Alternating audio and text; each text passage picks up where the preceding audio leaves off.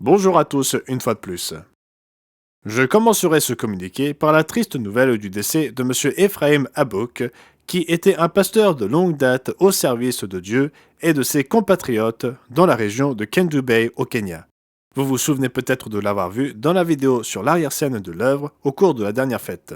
Nous aurons plus d'informations à ce sujet, j'en suis sûr, dans le bulletin d'information de cette semaine ainsi que dans le journal en anglais.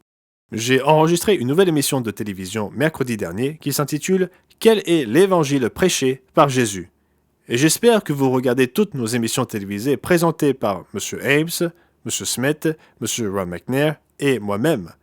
J'espère que vous pouvez les voir parce qu'elles sont vraiment de premier plan à bien des égards en termes de montage vidéo. Nous disposons d'une équipe merveilleuse qui effectue un magnifique travail pour renforcer le message et le diffuser de manière puissante. J'espère que vous les regardez toutes et que vous les suivez de près. Vous pouvez toujours les visionner en ligne 24 heures sur 24 et 7 jours sur 7 sur le site internet du Monde de Demain si vous n'avez pas accès à une station de télévision qui diffuse nos émissions dans votre région. Nous avons eu une conférence des ministres en ligne ce jeudi, dans l'après-midi. Ces courtes conférences servent à tenir tous nos ministres informés de ce qui se passe dans l'œuvre en général et nous donnent l'occasion de répondre aux questions de nos ministres sur ce qui se passe dans leur région. Il est très important pour nous de rester en contact de cette manière.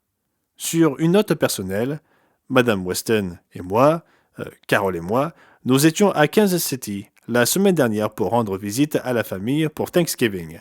Nous y avons passé une semaine et avons apprécié de voir tant de nos amis de la région de Kansas City le jour du sabbat et aussi au cours de la semaine. La semaine prochaine, nous devons nous rendre à London, en Ontario, pour visiter notre nouveau bureau canadien avec notre studio de télévision.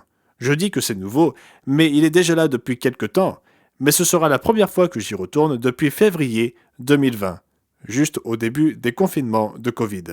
J'ai donc hâte de voir le nouveau bureau et j'enregistrerai 5 émissions comprenant du contenu canadien pendant mon séjour.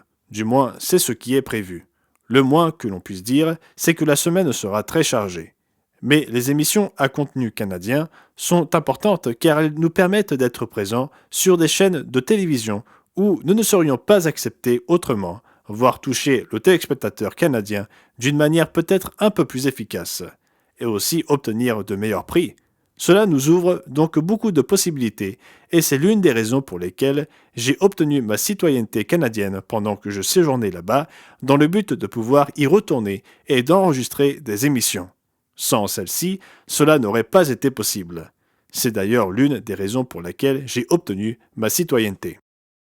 C'est un rapport assez court, mais nous avons hâte d'aller au Canada et de voir nos amis là-bas, de travailler et de visiter le nouveau bureau la semaine prochaine.